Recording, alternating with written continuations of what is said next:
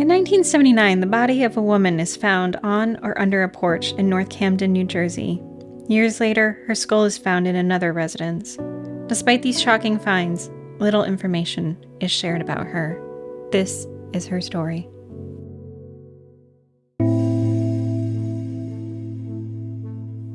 Hi, I'm Vanessa. And I'm Amy. And you're listening to She Goes by Jane. At the end of this episode and every episode, we will be joined by a special guest who will read an original poem by Amy Baker about the women we're featuring. This week we are joined by Shay Mack.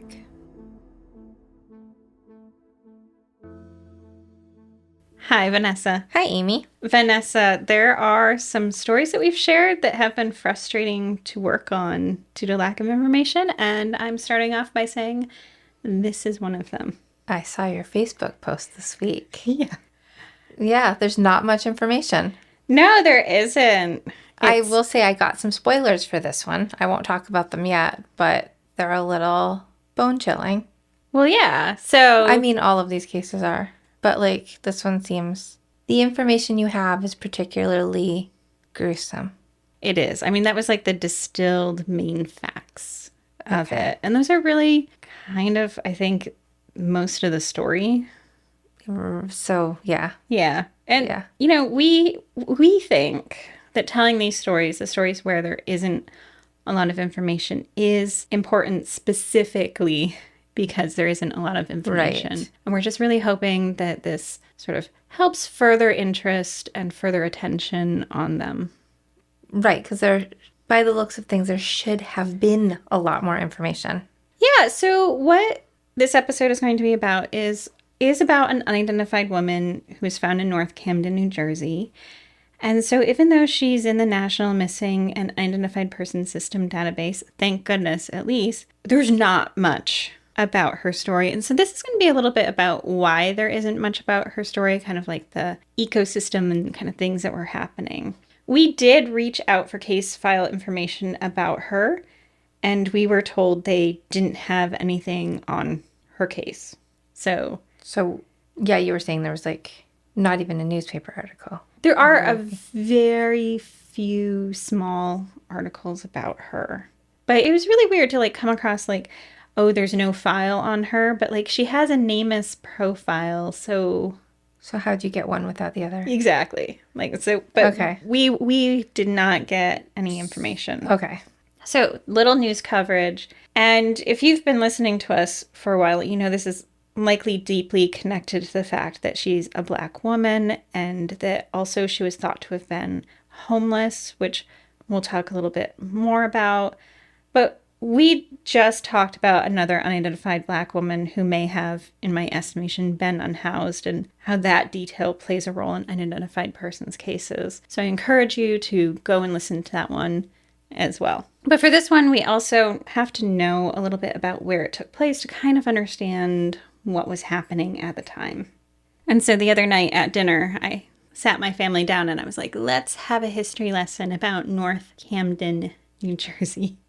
And my kid was like, I didn't sign up for this. And I was like, did we just sign up for this? You just signed up for it, yes. Okay, so the setting for this is North Camden, New Jersey. And I feel like some of our listeners from New Jersey, which is actually quite a huge pocket of listeners, thank you, New Jersey, are going to be like, oh, that makes sense. But for everyone else, North Camden is an independent district of Camden, New Jersey. And to make a poetry connection here, Camden is where Walt Whitman wrote Leaves of Grass. And much of Camden's history was as a successful and booming city. We're talking shipyards and manufacturing jobs primarily. And the city was largely populated by white Europeans from both eastern and western sides of that continent. With World War II, Camden is the site of the world's largest shipyard, and with all those available jobs, the population demographics start to shift. There's a growing population of African Americans who take advantage of those opportunities and settle in Camden. Now, to be clear, I am giving a very reductive and quick history of Camden. I'm not a Camden historian. But basically, like a lot of other northern cities, Camden was heavily segregated, and eventually with the rise of the automobile industry and development of suburbs, white flight happens. And then with shifting markets, industries start to close, companies decentralized, they pull out of Camden, and so Camden goes from a booming town to one with a collapsing economy. Unemployment rises, housing becomes more precarious, people who can leave do, and all of this means that there's a less prosperous tax base, so city budgets shrink, and when those start to shrink, law enforcement gets slashed in a lot of communities. So with those who can leave, leaving, there are so many city residents, particularly those in North Camden, who form community groups trying to enact change for a city that they loved and the place that they raised their families. They've been forced to watch their neighborhoods decline. Now,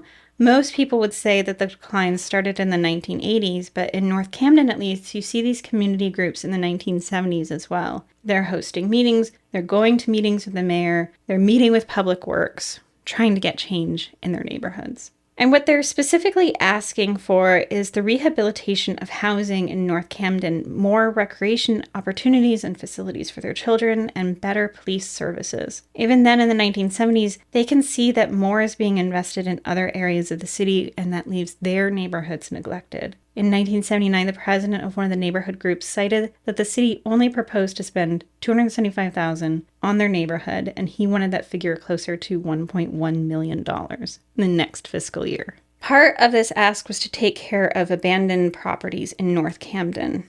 At the time, it was estimated that a third, or about 2,000 residences, were abandoned. In particular, they put forth a demand to deal with abandoned houses on Grant Street in the 500, 600, and 700 blocks. And one of the reasons these community groups are so heavily focused on abandoned homes in North Camden is because they are believed to be contributing to crime in their neighborhoods. They're concerned that drug deals and other crimes are happening in those abandoned residences. I feel like we see these kind of towns like sprinkled across the United States. So yeah, we're from New York, and so I kind of think like Buffalo and Syracuse are probably similar to this. And so what we're not saying is like that the crime is happening in these neighborhoods because these are now primarily segregated neighborhoods of people of color.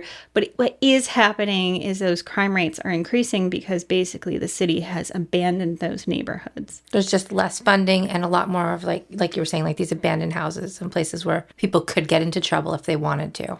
Yeah, so people are moving out, and that just puts so much stress on the people who live there. And so these community groups are rising up, and they're trying to say we love our neighborhood. And you can actually even see this now in Camden, and it's contemporary form, or North Camden specifically, where you have people who are desperately trying to keep their own houses up. They're painting and putting out plants, and it's gorgeous and cute. And then, a few houses down, there's an abandoned house, right? And so basically what happens is Camden starts investing heavily in other parts of the community, and that just is sending all the funding. It's not that they're without funding. It's they're also just choosing not to invest in these communities. Well, you said there's no upkeep and no law enforcement, less. Yeah, so there's that as well. So that's fewer gonna law also enforcement. Yeah, it's so hard because it's not because of the people who are there. It's because they've been abandoned by their own city officials, right? I wanted to point out that there's other places like this across the U.S. and they become these pockets of where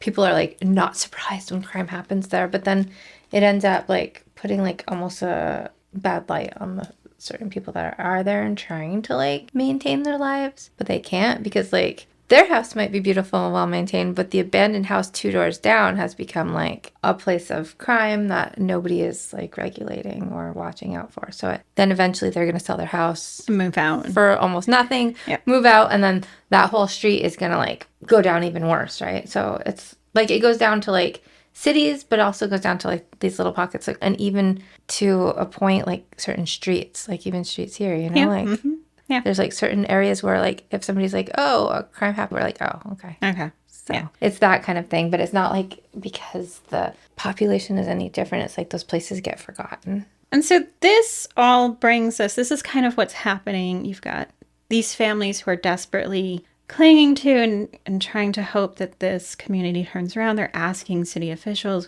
please help our communities. And that's the setting for what happens on April 28th, 1979. We are going to Grant Street in North Camden. So I just mentioned that there were 3 blocks that people were could you rehabilitate these blocks, right? So is Grant one of the, like, kind of forgotten streets here? Yeah, and it's so sad because it's like, this was specifically community members were like, hey, this street, people who live here, we want help, right? So Grant Street itself is like this incredibly narrow street. It's lined by row houses. So row houses are quite typical in this area of North Camden. So you have houses that share exterior walls, and they're occasionally broken up by alleyways or small side yards. On April 28th, 5-year-old Harry Castner, who lived with his family on Grant Street, found the partially decomposed remains of someone on a porch of a nearby house. Poor Harry. Yeah. That's a lot for a 5-year-old. Yeah, well, and we only have this detail because in 1991, so well after this, Harry, the same Harry who reportedly found those remains of this woman, was digging in his backyard of the home he shared with his sister, his mother, and his nephews, and he was digging down so he could pour a concrete slab that he planned to put a kiddie pool on for his nephews. And while doing so, he dug up a glass jar with fingers and a thumb inside. Please tell me they're not from the same person. They don't think so. Like, I couldn't really actually find out what happened with the glass jar. God, poor Harry. Yeah. This kid is a man now. Well, at the time he would have been like in his late teens. So he's still a kid. So he did have 5 and then again in his teens finding human remains? Yeah. Yeah. But I think initially the assumption was that this glass jar was holding a medical specimen of some sort. That makes it a bit better, kind of. Yeah, so not connected. I mean, not for Harry at the moment, but it makes it better in just life. That it's not like, who would do that? Like, who would just cut off fingers and put them in a jar? The medical thing at least is like a decent explanation. Right. I mean, I don't know how the story turned out from there, because again, I couldn't trace where the finger thing went. But while covering this story, Harry talks about the moment he found the woman's body on the porch 12 years before. He said he didn't remember the moment, but that his mother told him that he was really scared and wouldn't stop crying. That's probably why he can't remember it. Now, this initial discovery has also been reported differently. So you will also see that you're going to see this throughout this woman's story. The multitude of ways that her story is reported, even though there's few details. It's a little weird to me. So the alternative version is that her remains are found by workmen underneath a porch and that her body had been bound and electrical cords were wrapped around her neck. Those are 2 very wildly different stories. Yes, is it a little kid? Is it workmen? There's like the details. Is she on a porch? Is she hidden? Yeah.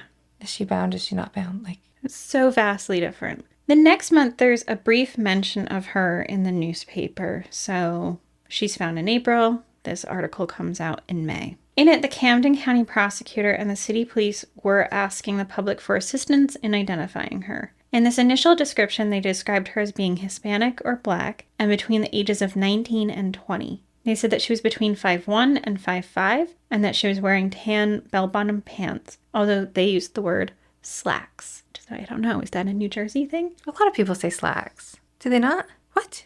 Is it a regional difference, I think? Like pop and soda? It could be a time. Yeah, my grandmother would have said slacks. Yeah. Yeah.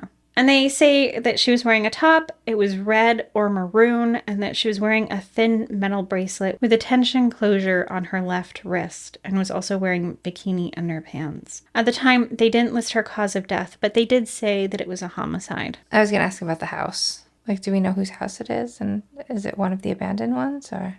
Unclear. Unclear. Okay, we don't know anything. We know nothing. Do we know anything about the house or whose it was? So we don't. Like, we do know this area is, like, struggling with abandoned housing.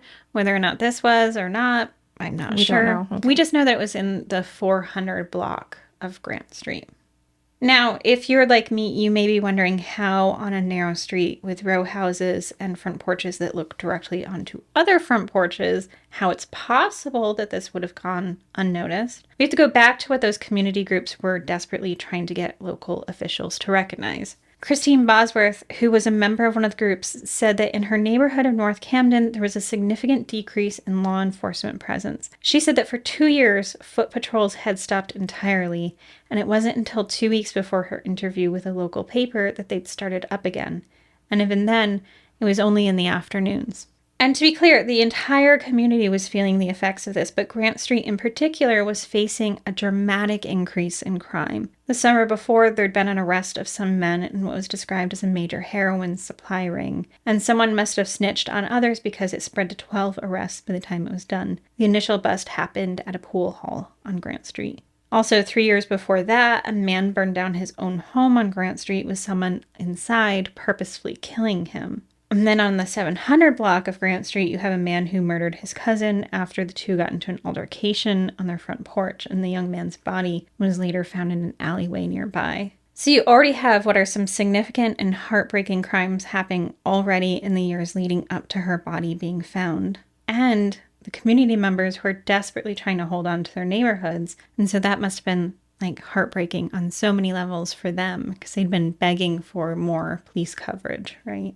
It's also going to make them feel scared to be in their own homes. Yes. Like, you've lived in a spot your whole life. You love where you live. Now you're just watching it, like, slowly, like, drift away into a spot where you're scared to be there. Yeah. And so, throughout you see these newspaper articles of, like, the people who are trying to enact change and trying to rebuild their communities eventually are so uncomfortable or so under threat that they too are moving out, right? So right. And I said slowly, but I think this happened actually quite suddenly, right? Yeah. So like you have kind of like industries start closing in the 50s and like from the 1970s, definitely through the 90s as well, like just this like rapid shift. Right. So in their lifetime, they go from these like beautiful communities where it's like neighbors knowing neighbors to these places where these like major crimes are happening. So when we get to her body being found, like this is already a neighborhood that's under threat, right?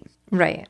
Yeah. So this would be an area like at that point that had the people in the surrounding areas heard about this, they'd be like, oh, okay, just another crime happening there. Right. Yeah. So it's just because, again, circumstances and then like also just like actual decisions by decision makers to kind of underfund and abandon really this area of the city. Like if you have people who are like, hey, we used to have foot patrols, we used to know the cops in the area, we used to see them, right, to like they're just not there. And at the same time, you also have a city and a county that either can't or won't invest resources. In 1979, the same year this woman's body is found, the Courier-Post actually ran an article about unsolved crimes in the area. In Camden County, they listed 10 unsolved murders over the past 5 years. And nearby Burlington County, it had 3 murders where there were no suspects. And the same was happening in Gloucester County, which had an unsolved murder from 1931 on the books. So there's all these unsolved crimes that are happening in the region.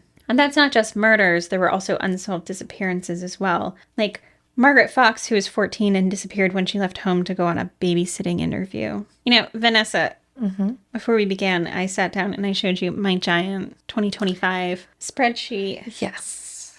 It was very impressive. I'm not a spreadsheet enthusiast like you are. Mm-hmm. So I probably disappointed you with my reaction. Well, also, you just can't see the beauty of the spreadsheet on my iPad because on a computer, it's like color-coded and there's drop-down menus. And anyway. So it's much more beautiful than the version I saw. It is. But Margaret Fox is actually on there. And so when I encountered her name while doing research for this, I was like, oh. It's Margaret. Margaret. Right. So we are going to be covering Margaret's disappearance in the future. Anyway, so we're connecting a few things here. We have an unidentified Black woman who's found in an area of North Camden that has already felt like they've been abandoned by officials. And while I'm guessing residents were not surprised that not much was said about her at the time she was found or after. And so this brings us up to November 1990, so a significant amount of time has passed. 11 years later, there's a new development in her story, although I can't find reporting on it until 1991. Okay. If that makes sense. It doesn't. So something happened in 1990, but it wasn't reported until a year later? Yeah, a few months later, yeah. Mm-hmm. Well, yeah, a few months, but still. Uh-huh. Yeah. It takes a while. That took a while. For information. We'll be back in a moment.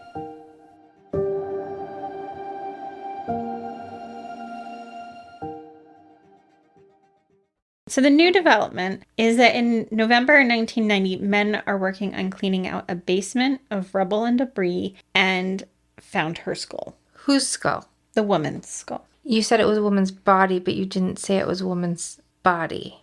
Right. You need to be more specific. Oh, well, because they were not specific. So you didn't know. This was a surprise to you as well. No, I knew because I'm coming at this from someone, in the 2000s in which both pieces of that information are available. But like at that time, did people only hear the version woman's body but didn't know what that meant? Well, yeah. So at the time in the 1970s when they initially reported, it was not made clear. Isn't that a giant detail to leave out? Yes. Because if I'm living in this neighborhood, I'm already nervous. Yes. I'm willing to bet the people in the neighborhood knew. Okay. Right? Because we get the official version. Yeah. If there's like the community conversations that are happening. Okay. But officially, yes, that initial one news article, there is not information that she had been decapitated. Because that brings it to a much more violent level. I mean, we have like this, we found her on the porch, we found her under the porch bound, and now we find out this. Right. So like the going from like, oh, she just like, there was a thing that happened and she died to, wow, this was extremely violent. Yes. So it's a significant detail to gloss over. Yeah. A whole head. Mm-hmm. Now, from Harry's 1991 interview, remember Harry says he's the one who found her in 1979 and then found some fingers in a jar in 1991. Mm-hmm. He says that her skull was found on the 400 block of State Street. State Street runs parallel to Grant Street, and it seems that her skull was found in a residence maybe across the alleyway from a completely different location. Yes. Now, the fact that she was found by construction workers this time is not at all surprising, nor is the fact that there wasn't much coverage of this discovery. In 1990, the same month that her skull was found, North Camden was reeling from an explosive, quite literally, mischief night. Vanessa, did you ever experience Mischief Night in Canada? No, I've never even heard of Mischief Night before. What is this? Like, we call it Cabbage Night. What? I've been here for like... Do you do a Cabbage Night? No, I've never engaged in I've Cabbage never heard Night. of Mischief Night or Cabbage Night, and I've been living here for like 13 years. Okay, well, you need to turn on your police scanner on the night before Halloween and just listen in. So very often here, people are leaving burning tires and furniture in the middle of intersections. And one year, like, a car got torched. On Cabbage Night? The night before Halloween? So, in Canada, on Halloween night, they do, like, the egging and the toilet papering. Yeah. Is it like that, but with... Why cabbage? Maybe there was cabbage involved originally. I don't know. Although, now that I'm thinking about the car situation, I think that might have happened on St. Platy's Day, which is... Platy's Day? Are you... What? Do you not know about St. Platy's Day? Platy's? Oh, is it... No? So that happens the weekend before St. Patrick's Day. Everywhere? No, just here. Okay. Okay, Cabbage Night and Mischief Night are everywhere. St. Platy's Day is specific to where we live. Okay. And so we light cars on fire for St. Platy's Day? Not usually, but I think one got lit on fire. We get a little... We got a little... Yeah. Overdone there. But basically what happens... I can't believe Canada is left out of this. I feel like there is the egging and the toilet papering on Halloween night, which I think is very similar. But not like setting fires? No! Okay. Well. What? Camden experienced Mischief Night. So here Mischief Night or Cabbage Night happens the night before. It sounds like in Camden it was happening the night of Halloween. Okay. Basically, progressively, year after year, like, it gets worse and worse in Camden. And so North Camden gets hit hard that night. There are 89 arrests in North Camden, and that's largely due to vandalism and fires. Now the police show up. Yeah, they actually coordinated for that. So they knew, so they were getting ready. Yes. Actually, the following year, 1991, that grows exponentially, and there are at least 14 cars set on fire. There are 3-alarm, 4-alarm, 5-alarm fires throughout the city. And there are some row houses that are torched, Like, there are 80 fires that night in 1991, the following year. Cabbage night gone wild. Yes. And so 1990, right, it's fires are in the news. It's this kind of mischief making. It's the arrests that are in the news. Actually, Mischief Night is what forces a lot of people to like finally just give up. Like, it was like the last straw. So in 1990 and 1991, when those things happened, they're just like, I can't anymore. So all of this is happening. There's these fires on Mischief Night in 1990, but prior to then, between 1984 and 1989, there were 60 fires in abandoned buildings owned by the city throughout that time. So the city had basically foreclosed on those homes and taken them over. And that amount doesn't include fires in abandoned buildings not owned by the city. So the city's taking over buildings and leaving them abandoned, and that's just kind of like perpetuating the problem. Right. And so residents were like, hey, could you do something about that? Could you board them up? Could you demolish them? Can something be done? Right. Just demolishing them or like trying to like rehabilitate them into some sort of housing. Yeah. So they said, oh, well, it costs us, I think the quote was like $1,000 to board up a residence and $10,000 to demolish it.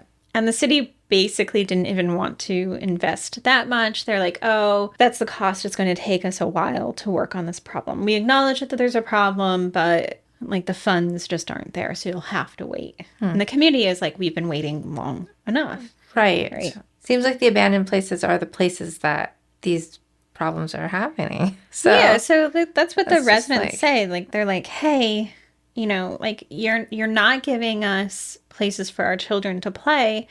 And so our children end up playing in these abandoned buildings. It's also where dealers are stashing things, right? Which makes sense because it's an available structure. It's also a place where people who are addicted to substances are going to like hide their addictions and like. But even just for vandalism and these little fires, like this is the row house, this abandoned one that's going to start your home on fire because somebody goes in there and starts one, like. Yeah, so because they're all interconnected. Yeah, they're all so close, Yeah. So it's just, it's a danger. Right. So basically the residents are like, hey, please help us.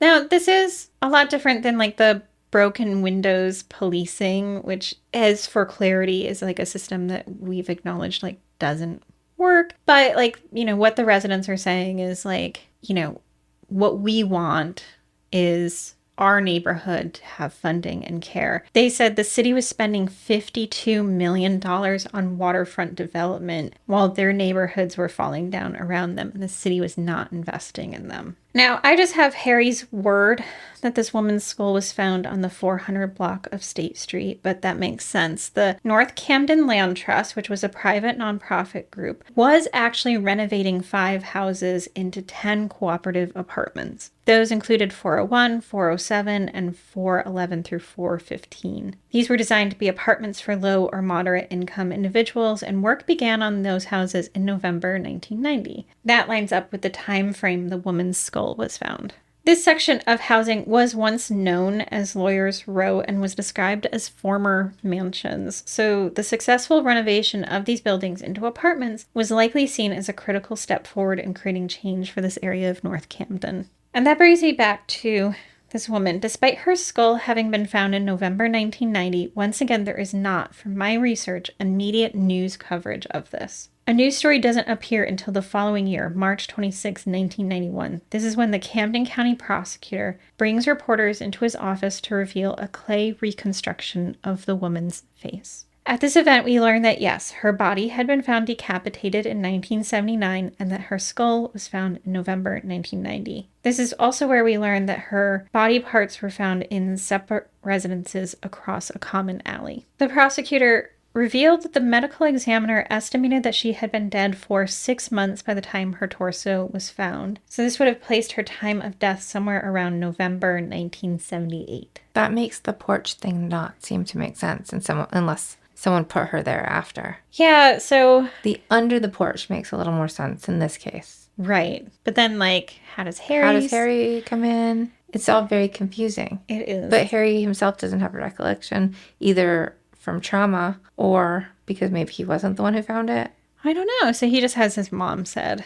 Okay. He had, right? But in this meeting with reporters, they state that it's assumed that this woman was between the ages of 17 and 20, and they had placed her at 5 feet 3 inches tall. Her skull had been turned over to Donna Fontana, who was a forensic anthropologist at the New York Medical Examiner's Office. She used the skull and clay to reconstruct the woman's head. Because they lacked information on her skin tone and her hairstyle, Fontana decided to depict her as a light-skinned black woman and gave her what they described as a mid-length afro. Now, Vanessa, I usually try to keep episode information to myself, but I did post a newspaper image of this reconstruction to my Facebook, and you saw it. What are your thoughts on it?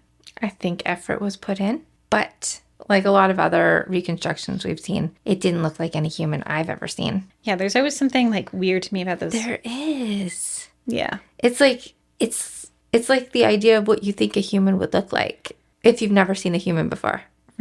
Right.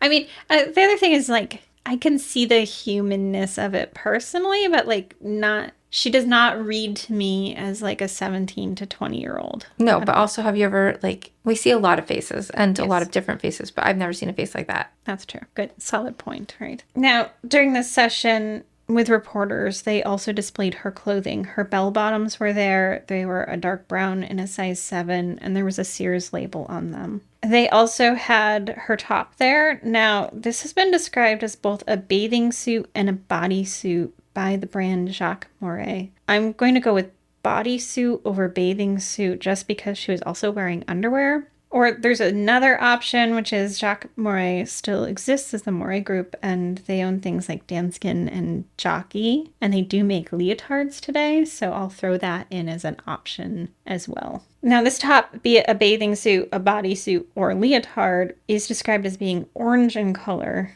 You'll remember they described it earlier as maroon or red, so this is a change in description again. There's no photos of this bodysuit?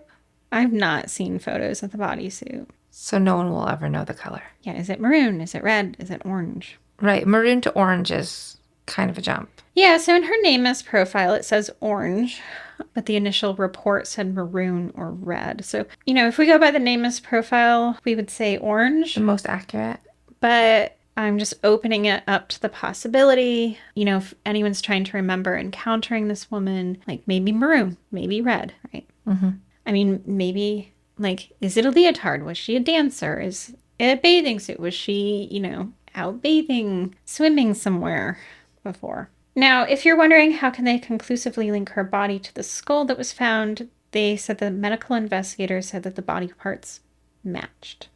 And I don't know what that means. And it's not clear to me that they've done any more work to compare the two to confirm. Okay, so it wasn't confirmed by anything other than we have a body without a head. We have a head without a body. Maybe the ages roughly or skin color. Well, so I'm not But not sure. even because the skull would not have any. Yeah, because it's been quite a while. Marking. So there must be some reason they felt that they were a match. I mean, they were found in 2 buildings across an alleyway from one another. So proximity. Maybe there's some sort of markings on the bones that kind of match up through the decapitation thing. Okay. Mm-hmm. So it's hard to believe this was in like the late 70s throughout the 90s, because this is like, we are not keeping track of anything in a way that you think anyone in remotely modern times would keep track of anything. Yeah. This seems like this could have happened in the 1800s and we would know just as much information. Mm-hmm. Yeah, and actually, some of those cases we know more about. Yeah. And so in 1991, there's this release of information, but from there, like, things seem to really stall out, and the march of time really has not been kind, and I think decreases the likelihood that, of her identification. Now, I said that there were a lot of inconsistencies. Yeah. For one, they have at this point misplaced or lost her skull reconstruction. And again, though I do question how accurate this was in the first place, it's not included in her online profile. So for instance, it's not on her NamUs page or on the Doe network. We do have the images from the day the reconstruction was shown to the public, so we will share those out on our social pages. But even if it isn't accurate, somebody put a lot of work into making that. Shouldn't Yeah. it still be there in some form? Well, so from what I've read and know in conversations that I've had, like, sometimes it's not even necessarily the accuracy, but just like a visual cue for people. Like people will stop on cases where there's some sort of image associated with it. So right, but just like when somebody goes through that work, you think we'd have some care for that, like too, like the respect for the effort that was put in and not just lose that. Yeah. So even I think, her profile would be more complete even just having the newspaper image of the photo of the reconstruction. And then maybe that would help. I mean, I don't think anyone would look at it and be like, oh, that's so-and-so. But I think someone would stop to look at it and maybe read a little bit just like the attention-grabbing part of it. Yeah. So the other things are that, in looking for information about her, for instance, the Doe network includes the information that she had been stabbed 8 times. This is not in her NamUs profile, and I was not able to independently verify that that's true. The Doe network also includes that she may have been homeless and from the Delaware Valley area, but again, I was not able to independently confirm this information or why that information was included. One of the other interesting things I found is that the Doe network also includes that part of her body was found in Newark, which I've always thought, like that's the information I was working on. But Newark is a good 2 hours, I believe, away from Camden. And looking at the newspaper articles, about this, like from what I know, that information seems to be wrong and that she was found both times at least in North Camden. Was there other parts? No, so they're saying part of her was found. Okay. One of those parts was found in Newark. But, from what I can tell, the information is that she was found just in North Camden. Added to that, it states that her date of death is January 1st, 1979. Now, often January 1st is used as kind of like a placeholder date, but we do know from that early article, they were estimating her date of death as happening 6 months before of her being found in April, which places it in or about November 1978 that she was murdered. And that can be really important when people are considering when they last saw someone or interacted or seen something. So the date could go back even further than what's listed online.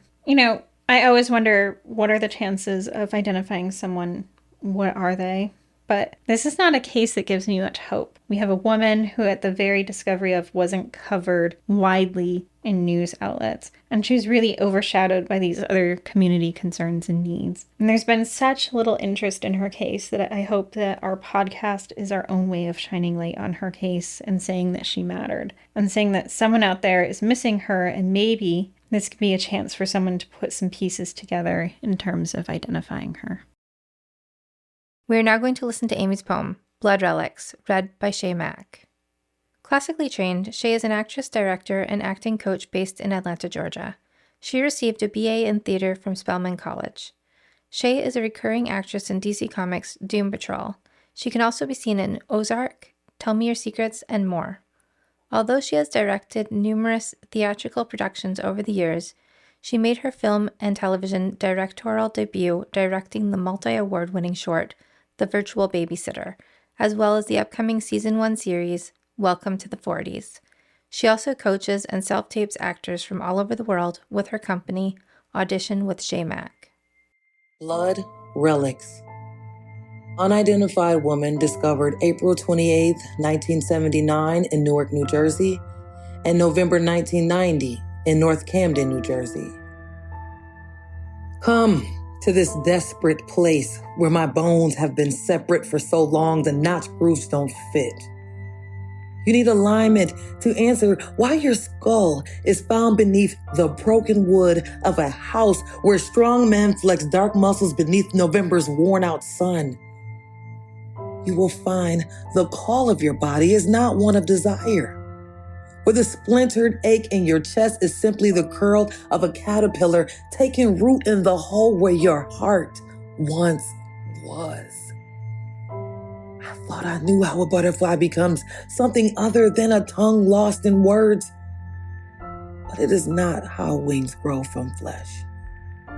It is how we are reduced to liquid in whom we might have kissed under the whispers of this tree while singing the night awake. For more information about our show or to check out other shows on the network, please visit evergreenpodcasts.com. Bye, Vanessa. Bye, Amy.